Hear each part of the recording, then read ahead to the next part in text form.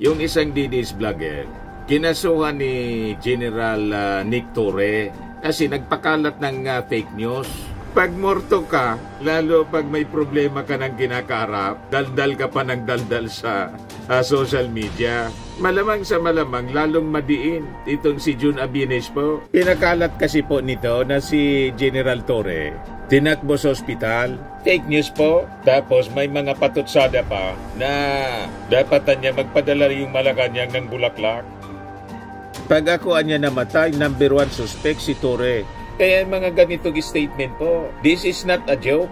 Mga kababayan, iwan ko kung ano ang magiging aksyon nito ni General Torre. Nagpapagang mga balita at pagtalakay sa mga isyu na lipungan. Bulsa, opinyon, banat at paglalantad sa katotohanan. Bulsa, what you see is what you get. You decide.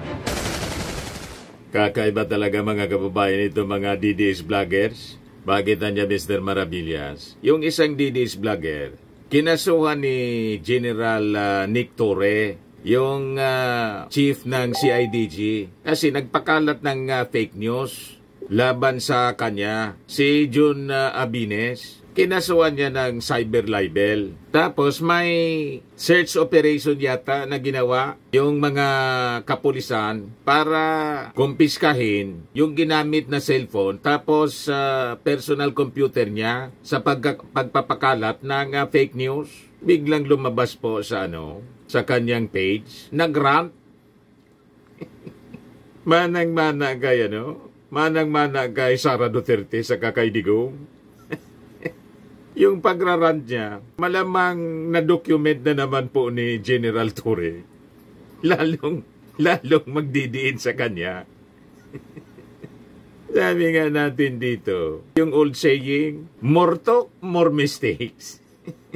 Pag morto ka, lalo pag may problema ka ng kinakaharap, daldal ka pa ng daldal sa social media. Malamang sa malamang, lalong madiin itong si Jun Abines po. Nagrant. Yan sabi dito sa balita, pinakalat kasi po nito na si General Torre tinakbo sa ospital. Fake news po. Tapos may mga patutsada pa na dapatan niya magpadala yung Malacanang ng bulaklak. Yung mga patutsada mga kababayan, wishing ill. Alam na ninyo kung anong ibig sabihin ng bulaklak? Nasa ospital, padala ng bulaklak. Yung sabi, nasa ospital si General Torre, di man pala totoo. Nagreklamo mga kababayan si General Torre, siyempre, cyber libel. Ngayon, biglang nagrant. Yan po. Pag ako niya namatay, number 1 suspect si Torre. Kasi si Torre, berdugo. Si Torre, parang asong... Matindi po. Siya ang tumatrabaho sa kalaban ng bangag na administrasyon. Pag ako namatay, pag ako naging missing, si Torre ang primary suspect. He is using the whole PNP organization to protect the bangag administration and to protect his own interest. Malamang panibagong kaso na naman yung additional evidence doon sa kasong cyber libel na final mga kababayan ni General Torre. At peligroso itong mga statement ni Jun Abines mga kababayan na isang DDS vlogger. What if mga kababayan, gawin siyang sacrificial lamb para isisi kay General Torre. Pero somebody, nalam na ninyo, yung siguro naman yung nasa isip ko, ganun din yung nasa isip ninyo. Hindi po malayo na may magsamantala para galitin yung mga tao at isakripisyo itong si Jun Abines para ituro po si General Torre at gamitin na panira mga kababayan sa administrasyon ng ating Pangulong Bongbong Marcos. Kaya mga ganitong statement po, this is not a joke. Mga kababayan, iwan ko kung ano ang magiging aksyon nito ni General Torre. Mabibigat po ang akusasyon niya kay General Torre. Sabi dito sa balita po, tahas ang sinabi ng DDS vlogger supporter na si Ernest Abines na kapag namatay raw siya, si CIDG Chief Police Brigadier General Nicolas Torre ang primary suspect. Nitong Sabado, kinumpirma ni Torre na nag-apply siya ng search warrant laban kay Abines kung saan nakuha ng awtoridad ang mga cellphone at computer na ginamit umano nito sa pagpapakalat ng fake news tungkol sa kanya. So sabi po ni Torre, nag-apply ako ng search warrant para makuha ang mga phone at computer na ginamit mo sa katarantado ang ginawa mo sa akin, saad ni Torre.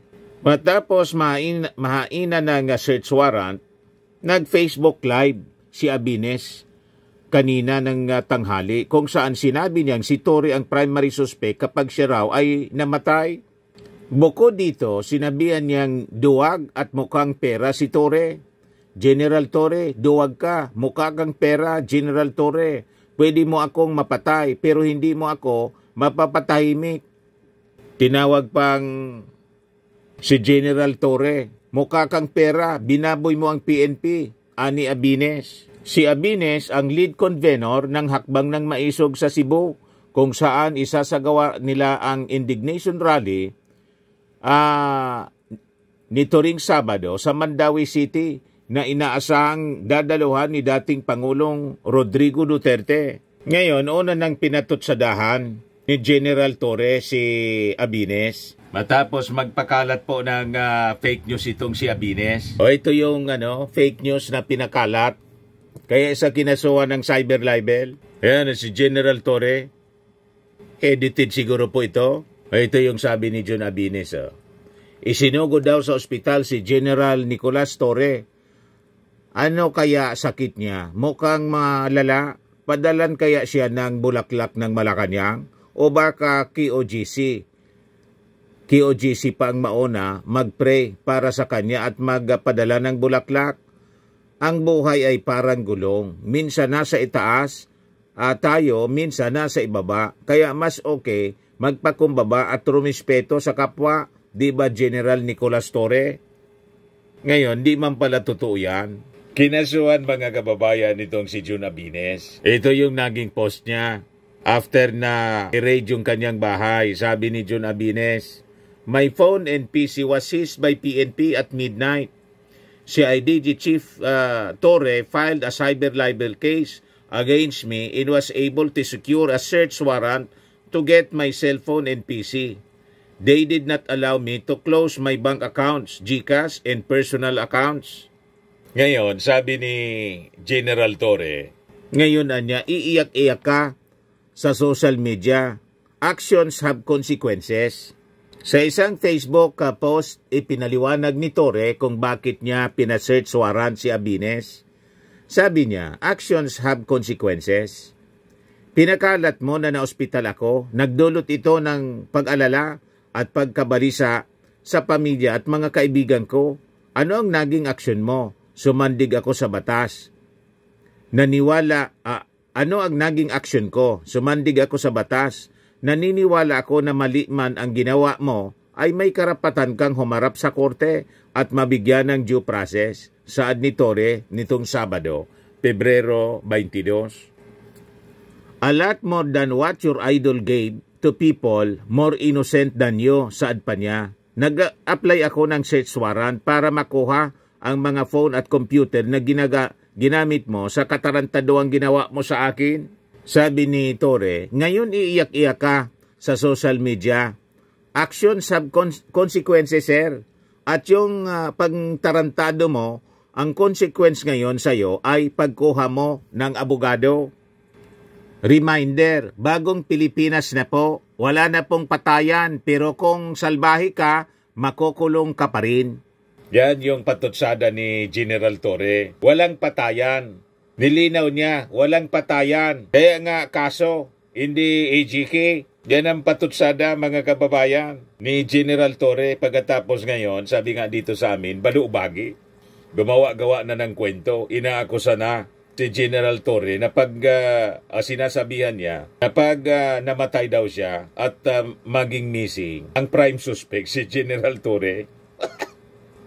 Gumagawa na siya mga kababayan ng advance na kwento. What if may magsamantala? Yun ang problema dyan para isisi kay General Torre at gamitin siyang sacrificial lamb para guluhin ang ating bansa. Manggatong ng kaguluhan. Yan ang problema. O ito yung parte ng pagrarant, mga kababayan ni John Abines. Kuman, naipay-isa nagtanaw, i-share sa para makita nila nga nag-live ko.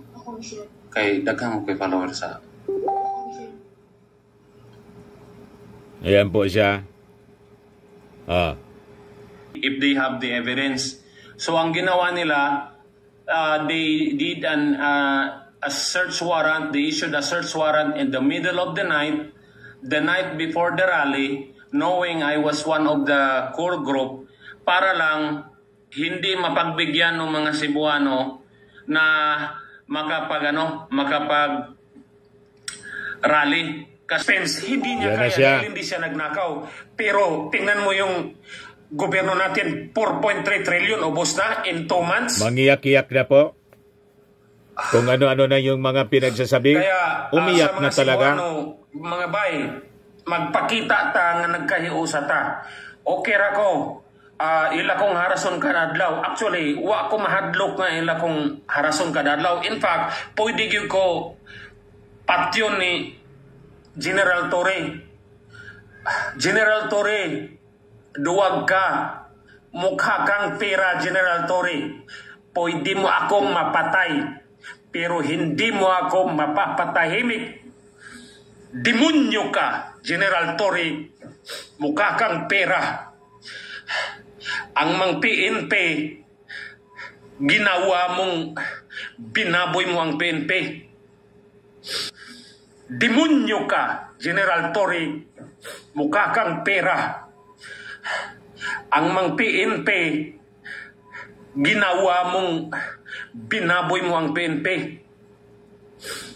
You can file all the case you can file against me. I don't care. You can go to my house. You can kill me. You can shoot my house. It's okay. Para makita ng mga Pilipino gaano kakademonyo. You can file all the case you can file against me. I don't care. You can go to my house. You can kill me. You can shoot my house. It's okay. Para makita ng mga Pilipino gaano kakademonyo. Bongbong Marcos. Wala nang utak yan si Bongbong Marcos. Tayo mga Pilipino, nag-ikot na yan sa Bacolod. Wala nang pumapansin eh. So, ang panawagan ko sa mga Cebuano, magkaisa tabay. At nihita karon diri sa Mandawi, atong punon, atong ipakita. Peaceful lang ta, walay violence. Nag-expect ko nga kining harassment sa ako as lead convener, kaming tanan mga maisog nga core group nga naay mga panginabuhi nga tarong, ila pong harason. Pero wala mi magpatarog. Sige lang. Ang saan ako kauban, naisupina siya ba, na ako'y supina, nagbalik-balik na lang. Ang akong anak, nahadlok, 2 anak ko kaanak, kay namugos og sulod ang mga pulis. So yun, mga kababayan, yung ranting niya, parang si Sara Duterte. At sabi nga natin, ang mga ganitong ranting, malamang sa malamang i-preserve uli ito, i-preserve ni General Torre at gamitin laban sa kanya sa husgado. Pero malabo yung ipapatay siya. Walang ganun pong walang ganung policy. Ang gobyernong ito, bloodless ang policy sa paglaban sa mga kriminal. Yan mismo yung sinasabi ng ating Pangulong Bongbong Marcos. Pero sabi nga natin, ang masaklap nito kung may magsamantala, isakripisyo siya para galitin yung tao. Huwag naman sana. Kaya may mga unsolicited advice tayo doon sa mga taong ganito yung mindset. Sabi mismo ni King Solomon sa Proverbs 13 verse 3, "Be careful what you say and protect your life. A careless talker destroys himself." Magbasa kasi kayo ng Bible. Ang careless daw na talker, tulad ni Abines, ni John Abines, tapos ni Sara Duterte, ni Digong. Yan o. A careless talker destroys himself. Kaya dapat maingat tayo po sa ating mga pananalita. O ngayon, dumaldal si Abines. Palibasa ang kanyang hinahangaan si Sara Duterte, si Digong, na dahil sa kakadaldal nila, patong-patong na kaso ang kanilang kinakaharap. Malamang sa malamang, yun din ang abutin po ni John Abines. At ang masaklap, kung may mag-intensyon na ibang partido, wag naman sana. Never tayo na nag-wish ng masama sa ating kapwa. Kahit itong mga taong ito, mga kababayan, ay magkaiba tayo ng sinusuport na mga leader. Magkaiba ang ating mga paniwala. Pero never tayo na nag-wish ng masama sa ating kapwa. Tama po? O ngayon, kung may mangyari sa kanya, wala man pong ibang sisisihin kung may mangyaring masama sa kanya. Kasi nga po, sabi ni King Solomon, be careful what you say and protect your life. Careless talker destroys himself. Tama si General Torre. Sabi ni General Torre, reminder, bagong Pilipinas na po, wala na pong patayan. Pero kung salbahe ka, makukulong ka pa rin. Sabi ni General Torre, ngayon, iiyak-iyak ka sa social media. Actions have consequences. Yung mga gawain ninyong masama, may consequences siya. Yung tanda-tanda na ninyo. Hindi ninyo alam na ang paggawa ng masama ay may katapat na na kaparusahan. Ang gusto kasi ninyo, gumawa kayo ng masama sa kapwa, pananalbahi, akusa kayo ng akusa ng kung ano-ano, wala man kayong mga ebidensya. Tawag kayo ng tawag sa ating Pangulong Bongbong na bangag, negative po sa pinagbabawal na gamot yung ating Pangulo. Si Vic Rodriguez mismo yung nagsabi nung abogado pa siya ng ating Pangulo, nung kandidato pa lang yung ating Pangulo. Pinatunayan ni Vic Rodriguez. Gusto ninyong marinig muli? Yan sabi ni Vic Rodriguez, pakinggan po ninyo. Kaya malamang doble-dobling kasong cyber libel ang harapin po ninyo, John Abines. Yan Kung ano po yung isinabmit namin sa PIDEA, kung ano yung aking ibinigay sa NBI, kung ano yung aming ibinigay sa opisina, sa tanggapan ng punong hepe ng Philippine National Police, yung drug result ni Bongbong Marcos, yan na lang ho ang aming paninindigan. Okay, hirit ako na isa pa tungkol sa issue na yan, Atty. Vic. Kung bigla daw magkaroon, although hindi naman to sinasabi ng COMELEC na dapat mangyari, na wala talaga to sa batas, random at surprise, ay willing daw po ba ang inyong principal na sumailalim? These are all speculation meant to debase or binabanatan nila yung naging resulta nung drug test ni Bongbong Marcos. The drug test, the standard is there.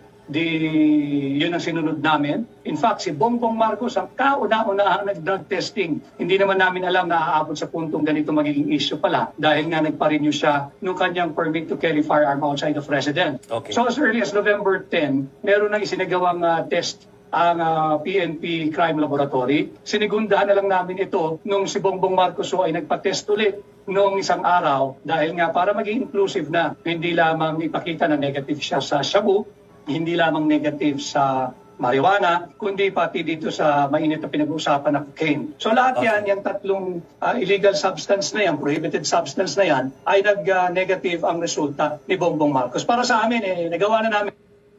Nalinaw po, may mga sinasabi niyo sa mga maisugralis ninyo. Baseless po. Yan, nalalagay kayo sa problema, cyber libel. Ngayon iyak-iyak ka, sabi ni General Torre. You see, ito naman po, Firmax Firming and Lifting Cream, pinapahid po sa mga pulses in affected area. Mainam po sa paninigas ng mga kaso-kasuan. Ito naman po, Automax Radiant Serum. Sa mukha naman yung application, anti-aging po siya. You will look 10 years younger than your age. Sa mga cancer patients naman po, baka lang gusto ninyo itong itry. Naing siya Red Mix Fruit Drink. Hindi mo po siya gamot, food supplement siya. Kaya lang, gawa siya mga kababayan sa goji berry. Yung goji berry, may anti-cancer properties. O ngayon, yung mga inquiries ninyo, dumiritso na lang kayo sa aming messenger sa Facebook para masagot namin agad. Ayos pa? Ayos na ayos niya, Mr. Maravilla. At sa mga naghanap po ng malinis and spacious fitness gym, pumunta lang po kayo sa aming Colossal Fitness Gym. May Grab ka rental din po kami. Ito naman po yung bago naming product na binibenta online. iGlow Serum, whitening po siya. Tingnan ninyo yung epekto sa aking anak na architect before and now. Yung mga inquiries po ninyo, dumiretso na lang kayo sa kanyang Facebook account, Riz Maravillas.